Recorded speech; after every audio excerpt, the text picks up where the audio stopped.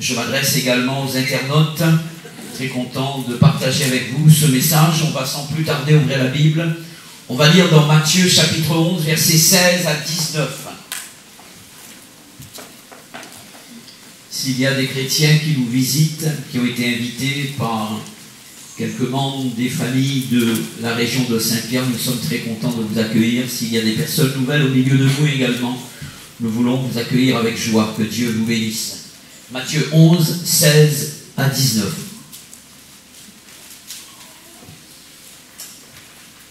C'est Jésus qui parle ici. À qui comparerai-je cette génération? Elle ressemble à des enfants assis dans des places publiques et qui, s'adressant à d'autres enfants, disent « Nous vous avons joué de la flûte et vous n'avez pas dansé. Nous avons chanté des complaintes et vous ne vous êtes pas lamentés. Car Jean, il s'agit de Jean-Baptiste, est venu ne mangeant ni ne buvant, et ils disent « Il a un démon. » Le Fils de l'homme, Jésus parle de lui-même, est venu mangeant et buvant, et ils disent « C'est un mangeur, un buveur, un ami des publicains et des gens de mauvaise vie. » Mais la sagesse a été justifiée par ses œuvres. Amen. Ce matin, j'aimerais vous parler de l'insensibilité spirituelle. Je répète, et c'est le titre de mon message pour l'Église, l'insensibilité spirituelle. C'est ce que Jésus a reproché à certaines personnes de son époque, un manque de sensibilité spirituelle, un manque de sensibilité dans le cœur par rapport aux choses de Dieu. Et le manque de sensibilité chez une personne, même chez une personne chrétienne, va l'inciter à juger d'après l'apparence, malheureusement. Voici ce que Jésus a pu dire à la foule présente ce jour-là, et il va comparer ces gens à deux groupes d'enfants. Et il dira qu'il y a un groupe d'enfants qui, s'adressant donc en public à un autre groupe, parce qu'il y a une incompréhension dans le cœur. Ce premier groupe avait joué avec la flûte une musique plutôt entraînante, une musique joyeuse. Et il est dit que personne n'a réagi. Personne n'a réagi. Personne ne s'est exprimé. Personne n'a exprimé une certaine joie. Et Jésus va même aller plus loin. Il dira, il n'y a eu aucune expression corporelle. Personne n'a dansé. Alors, ces jeunes enfants vont changer de style de musique. Et ils vont de nouveau tester ces enfants en face d'eux pour voir leur réaction. Cette fois-ci, au lieu de jouer, de présenter une musique entraînante, joyeuse, ils vont présenter une lamentation, une complainte, nous dit l'Écriture. Une mélodie plutôt triste, se disant peut-être qu'un sentiment de tristesse va envahir le cœur de ces enfants et ils vont se mettre à pleurer. Pensez-vous, une fois de plus, c'est l'indifférence totale, aucune réaction. Le cœur est resté froid, insensible. Et c'est à partir de cette parabole que Jésus va s'adresser à la foule pour lui apporter un enseignement sur le manque de sensibilité spirituelle de leur part. Jésus va leur présenter deux personnes d'aspect extérieur différents. Il s'agit de Jean-Baptiste et de lui-même. On va voir ensemble ce que les gens vont dire de Jean-Baptiste. Jean-Baptiste a été qualifié et c'est comme cela, et c'est la vérité, on peut parler de Jean-Baptiste comme d'une personne plutôt atypique. Lorsque l'on considère cet homme, il est différent des autres, et différent même de Jésus. Une personne atypique, c'est quelqu'un qui souvent est en décalage avec son environnement. Il se différencie des autres par son style, par son look, comme on dit, par sa manière de vivre, par sa manière de s'habiller, de se comporter. Et pour employer une expression très moderne, il n'est pas dans le move. Jésus dit de Jean-Baptiste, et il va exprimer ce que les gens vont dire, ce qu'il a entendu de la part des gens au sujet de Jean-Baptiste. Il est dit que Jean-Baptiste est venu ne mangeant et ne buvant. Donc c'est quelqu'un qui ne mangeait pas comme les autres. Il ne touchait pas à une goutte d'alcool, Jean-Baptiste. Et que dire de sa manière de s'habiller? On va ouvrir la Bible pour voir ce que la Bible dit de lui. On va lire ensemble dans Luc chapitre 1er, versets 13 à 15.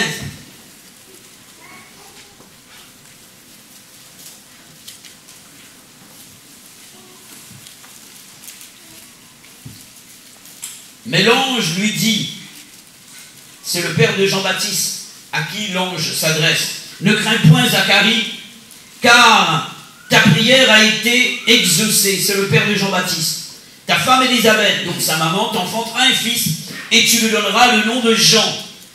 Il sera pour toi un sujet de joie et d'allégresse, et plusieurs se réjouiront de sa naissance, car il sera grand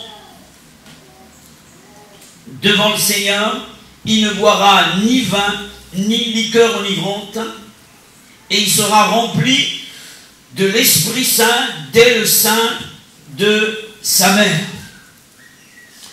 On va lire également, pour avoir d'autres informations, puisque il est dit de lui, c'est quelqu'un qui est venu ne mangeant ni ne buvant. Marc chapitre 1er, verset 6.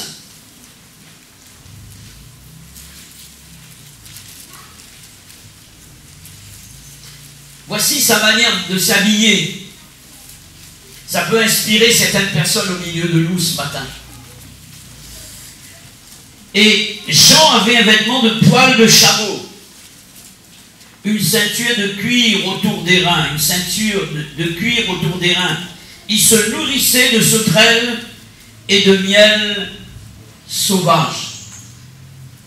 Voici le personnage en question, Jean-Baptiste.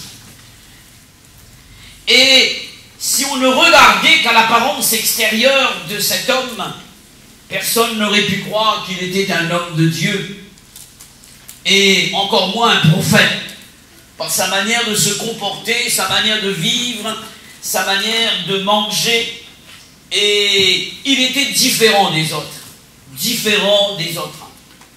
Je ne sais pas s'il était une personne marginale, puisque la Bible dit qu'il vivait dans le désert. Mais malgré cela, les gens sont venus dans le désert pour entendre son message. Et que dire de cela? Que dire de cela? Personne n'aurait pu s'imaginer que c'était un prophète par rapport à son apparence extérieure. Voilà pourquoi les gens ont laissé ce témoignage qui n'était pas un témoignage véridique de lui. Et certains ont dit qu'il a un démon. Mais Jésus dira qu'on reconnaît l'arbre par son fruit. Alléluia. Qu'on reconnaît l'arbre par son fruit. Autrement dit, c'est le résultat qui va parler. Ce sont ses œuvres qui vont parler pour lui. Voici les résultats du message de Jean-Baptiste. Dans Luc chapitre 3, verset 7, il est dit que les gens venaient en foule pour être baptisés par lui. Amen. Une foule était attirée par son message. Parce qu'il y avait quelque chose de Dieu dans son message. Il y avait quelque chose de divin. Il y avait une inspiration de Dieu. Il y avait une révélation de Dieu. Alléluia. Et le résultat était flagrant. La Bible dit dans Luc chapitre 3 verset 12 qu'il vint aussi des publicains, des gens qu'on rejetait et qui venaient pour être baptisés par Jean. Les soldats même se convertissaient et demandaient à Jean-Baptiste qu'est-ce qu'on doit faire pour pouvoir bénéficier du royaume de Dieu. Jésus lui-même a fait les éloges de Jean-Baptiste dans quelques versets plus haut du même chapitre, Matthieu 11. Et parmi toutes les bonnes paroles que Jésus a laissées sur cet homme, dans Matthieu 11, verset 11, et il est dit, parmi ceux qui sont nés de femmes, il n'en a point paru plus grand que Jean-Baptiste. Amen. Plus grand que Jean-Baptiste. Il a été qualifié de grand. Et cependant, il est dit que Jean-Baptiste n'a fait aucun miracle. Alors, qu'est-ce qui fait dire à Jésus que cet homme était grand? Jean-Baptiste avait compris comment il devait se comporter vis-à-vis de Christ. Il faut qu'il croisse et que je diminue. Amen. Il faut qu'il croisse et que je diminue. Il faut que je laisse toute la place à celui que Dieu m'a envoyé présenter. Il s'agit de Jésus. Alléluia. Et Jean-Baptiste n'a jamais parlé de lui. Lorsqu'on lui a posé la question, mais toi, que dis-tu de toi? Je suis la voix qui crie dans le désert. Je ne suis pas grand-chose. Mais celui qui vient après moi, il est plus grand que moi, et je ne suis pas digne de délier les courroies de ses souliers. C'est un homme humble, qui avait pour but, non pas d'attirer les gens vers lui, mais d'attirer les gens vers Jésus. Alléluia. Et c'est cela, le vrai serviteur, qui ne cherche pas sa propre gloire, qui ne cherche pas de se faire un nom, mais qui attire les gens vers Jésus, qui donne la parole de Dieu, qui n'attire pas les gens par autre chose que la parole. Alléluia. Et c'est cela qui fera toute la différence. Et c'est cela qui va permettre de savoir et faire la différence entre une œuvre éternelle et une œuvre qui va un jour disparaître, même si on s'est servi de la Bible.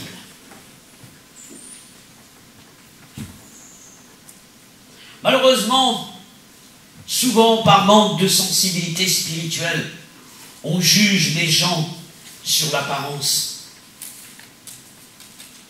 David également a été jugé ou apprécié d'après son apparence et non pas d'après une sensibilité spirituelle. On n'a pas vu ce qui était dans son cœur, parce que Dieu regarde au cœur. Alléluia. Son père Isaïe, je parle de David, n'a pas répertorié David sur sa liste de candidats choisis pour succéder le roi Saül. Son père a choisi les plus gros bras, les plus grands, les plus forts, les premiers. David le dernier, le plus petit. Celui-là, en fait, il n'en est pas digne. Il n'a pas la carrure pour cela. Voilà pourquoi on l'a mis pour garder le troupeau. C'est pour cela qu'il est bon. Jamais on peut faire de lui un roi, c'est impossible. Il n'a pas le profil du roi. Samuel le prophète, lorsqu'il va arriver devant toute l'équipe, lui aussi, il pensait que c'était Élia. Il s'était trompé. Saül n'était pas d'accord avec sa manière de combattre. Et vous vous rendez compte, quelqu'un qui arrive devant l'armée philistine et devant ce géant Goliath avec une fronde de berger. David, c'est impossible. Tu ne peux pas les combattre avec cela. Je vais te donner mon armure. David va essayer, mais ce n'est pas son style à lui. Il va s'en débarrasser. On ne peut pas faire des gens de clones. Les gens ne doivent pas nous ressembler. Ce n'est pas la manière de faire qui compte, mais c'est le résultat. Alléluia. C'est le résultat. Et souvent, on a regardé à la forme, mais on oublie le fond. Je peux m'adresser à un jeune avec son vocabulaire sans aller dans l'extrême, vous comprenez? Parce que la Bible parle d'un langage spirituel également. Mais je n'aurai pas le même vocabulaire pour m'adresser à un jeune que lorsque je m'adresse à l'église dans son ensemble. Pareil pour un enfant.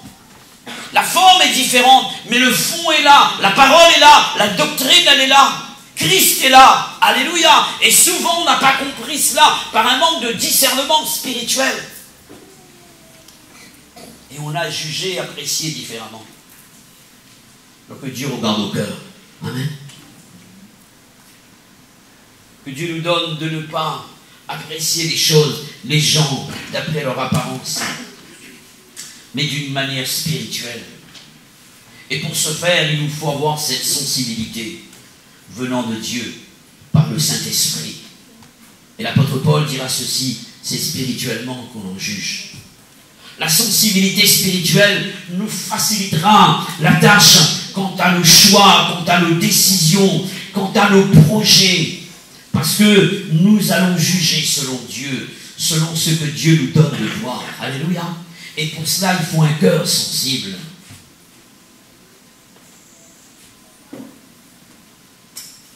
On va voir maintenant comment certaines personnes de l'époque ont apprécié Jésus. Tout le monde n'a pas aimé Jésus, vous le savez. Certains pensent qu'en tant que serviteurs ou servantes de Dieu, ils seront aimés de tout le monde. Je suis conscient de cela, que je ne serai pas aimé de tout le monde. J'en suis conscient. Parce que le maître n'a pas été apprécié par tout le monde. Une fois, je me suis posé la question suivante. Qu'est-ce que tu préfères, Clermont? Être aimé des gens ou bien être aimé de Dieu? C'est un choix à faire. J'ai fait mon choix. Alléluia. Je préfère être apprécié de Dieu. Alléluia. Comment certaines personnes à l'époque ont apprécié Jésus? Il était à l'opposé de Jean-Baptiste. Dans sa manière de faire les choses, dans sa manière d'entreprendre.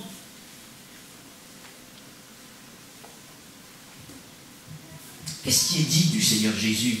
Ou plutôt, qu'est-ce que certaines personnes ont pensé de lui, les personnes de son époque? Matthieu 11, 19.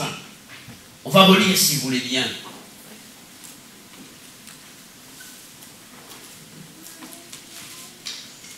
Le Fils de l'homme, et Jésus parle lui-même, il savait ce que les gens pensaient de lui. Le Fils de l'homme est venu mangeant et buvant, et il dit, c'est un mangeur, un buveur, un ami des publicains et des gens de mauvaise vie. Mais voici ce que Jésus ajoute. Mais la sagesse a été justifiée par ses œuvres. Et les œuvres du Seigneur Jésus vont le faire reconnaître. Alléluia. Vont révéler sa véritable identité. Alléluia. Différent de Jean, Jésus mangeait de tout. Tout ce qu'on lui donnait à manger, il mangeait. Jésus prenait un peu de vin à table. Je dis bien un peu de vin, non pas trop de vin. Il avait des contacts avec des publicains et les gens qui étaient considérés comme des personnes indignes parce que ces personnes avaient vécu dans le péché. Parfois, en tant que chrétien, on est tellement sanctifié, on ne parle plus à des personnes, on n'a plus de relation avec des personnes qui ont une vie déréglée, dissolue. Comment les gagner, frères et sœurs? Si tu ne parles plus avec une personne qui ne sort une phrase sans jurer. Même si c'est ta voisine, tu dois parler à cette personne, tu dois la gagner pour Jésus. Tu n'agis pas comme elle, tu ne penses pas comme elle, mais tu dois avoir une relation avec cette catégorie de personnes. Et Jésus parlait avec ces gens-là. Il mangeait avec ces gens-là. Bien sûr que oui. On pouvait dire de lui ce qu'on voulait, il savait ce qu'il y avait dans son cœur. Voici ce que certains ont dit de lui. C'est un mangeur. C'est un mangeur. Un gros mangeur. Quand on dit que c'est quelqu'un qui est un mangeur, ça frise donc l'excès de table, vous comprenez? Et c'est un péché. C'est un buveur. Lorsqu'on dit que quelqu'un est buveur, différent de Jean-Baptiste, ce n'est pas de l'eau. Certainement, il a dû prendre un peu de vin à table. Mais ce n'était pas un ivrogne, ce n'était pas un alcoolique. Et il était ami des publicains, bien sûr que oui. Heureusement, preuve en est, les publicains se sont approchés de lui. Alléluia! Et ils ont donné leur cœur au Seigneur. Même la personne qui a été surprise en flagrant délit d'adultère, Jésus n'a pas condamné cette personne. Et certains vont dire, cette espèce de femme. Et Jésus a accueilli ces personnes. Amen. Toutes les paroles adressées contre la personne de Jésus ici, j'appelle ça des accusations gratuites. Heureusement qu'on n'a pas eu sur Jésus que ce genre d'appréciation, que ce genre de témoignage. Jamais homme n'a parlé comme cet homme, diront ces huissiers qui ont été mandatés pour essayer de trouver une faille dans son enseignement. Ils ont reconnu, jamais homme n'a parlé comme cet homme. Assurément, cet homme était réellement le Fils de Dieu. Son bourreau l'a reconnu, le soldat romain. Et il s'est converti à la croix. Quand un ennemi reconnaît que tu appartiens à Dieu, alors il n'y a pas d'autre témoignage plus grand que cela. Alléluia. Seigneur, à quel autre irions-nous qu'à toi? Tu as les paroles de la vie éternelle. Tu es le Christ, le Fils du Dieu vivant. Simon-Pierre. Je suis innocent du sang de ce juste. Pilate. Autant de témoignages qui glorifient le nom de Jésus. Si cette personne ne venait pas de Dieu, il ne pourrait rien faire. C'est ce que dira l'aveugle de naissance qui avait été guéri. Personne ne peut faire les miracles que tu fais si Dieu n'est avec lui. C'est Nicodème.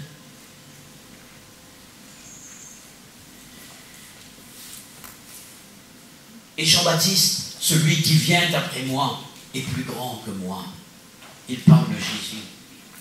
Et que dire également de cette voix qui se fit entendre du ciel, celui-ci est mon Fils bien-aimé, en qui j'ai mis toute mon affection. Alléluia. Voici la véritable identité de Jésus. Souvent, on a confondu unité et uniformité. Tout en étant unis, mes frères et sœurs, nous devons être différents les uns des autres. Je ne suis pas comme vous. Heureusement. Je ne suis pas comme les autres pasteurs, je ne parle pas comme eux, je ne pense pas, je pense comme eux par rapport à la parole de Dieu. Mais je dis ceci, on n'est pas les mêmes personnalités. Je reconnais l'enseignement de Paul et l'enseignement de Pierre. Je reconnais l'enseignement de Luc, le médecin, et aussi l'enseignement de Marc. Le médecin, il est précis dans ce qu'il dit.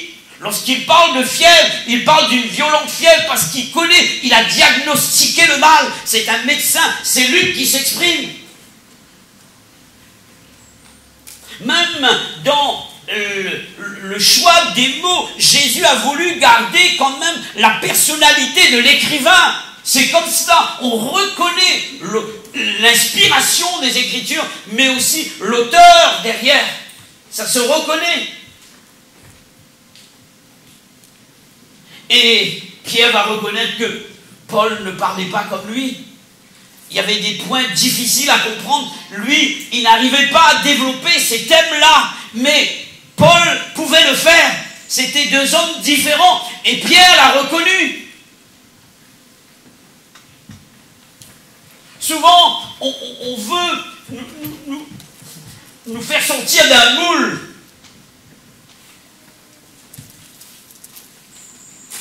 Tout en étant unis, nous devons être différents les uns des autres.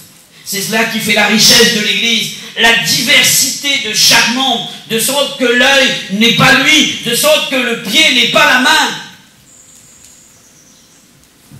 La diversité entraîne la complémentarité. Paul a planté, Apollos a arrosé, mais celui qui fait croître, c'est Dieu, et tous sont égaux, mais différents les uns des autres. Alléluia. N'essayez pas de vous comparer à quelqu'un d'autre. Nous sommes des âmes uniques. Amen. Voilà pourquoi nous avons du prix aux yeux de Dieu. Jésus dira que sa sagesse a été justifiée par ses œuvres. Ce qui est de Dieu en nous va toujours se voir et se manifester. Alléluia. Parce que les choses de Dieu ne peuvent être cachées. Dieu est lumière. Dieu est lumière.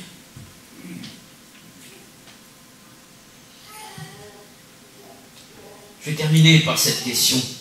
Qu'est-ce qui peut nous rendre insensibles aux choses de Dieu? Un manque de préparation. Un manque de préparation. C'est ce que Jésus dira à ses disciples concernant le peuple juif de l'époque.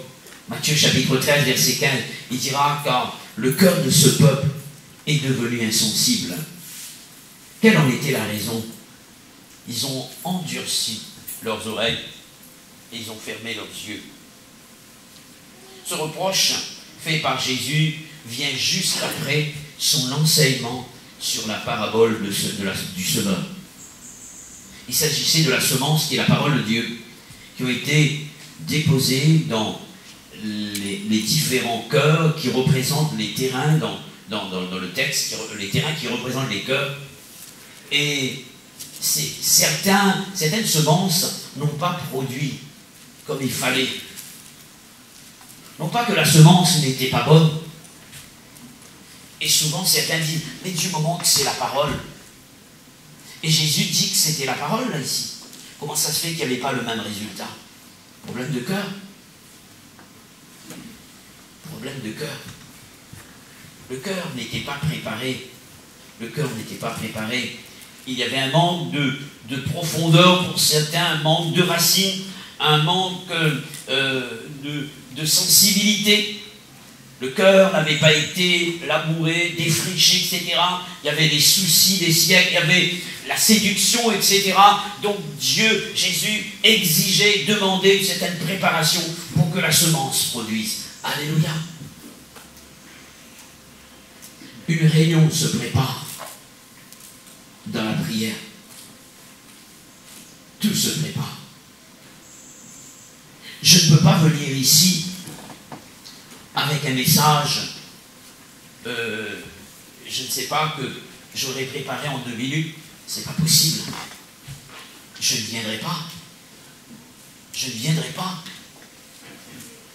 Je ne peux pas venir ici sans m'être tenu devant Dieu par un temps de prière, un temps de fouille de la parole de Dieu, aller en profondeur. C'est important cela.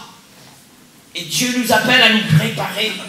Et il y a une différence lorsque le cœur est prêt, lorsque le cœur est préparé. Lorsqu'on a eu le temps de se tenir devant Dieu avant de se rendre à un culte, c'est différent. Avant de se rendre à une réunion. Et j'avais compris cela lorsque je travaillais. Et je devais aller à une réunion à 18h. À l'époque, il n'y avait pas autant d'embouteillage que maintenant. Et je quittais mon travail à 17h30. Et lorsqu'à un moment donné, il n'y avait plus de clients, je me mettais dans la salle d'archives et j'étais en train de prier, de me préparer pour la réunion. Parce que je savais que mon cœur devait être prêt pour la réunion.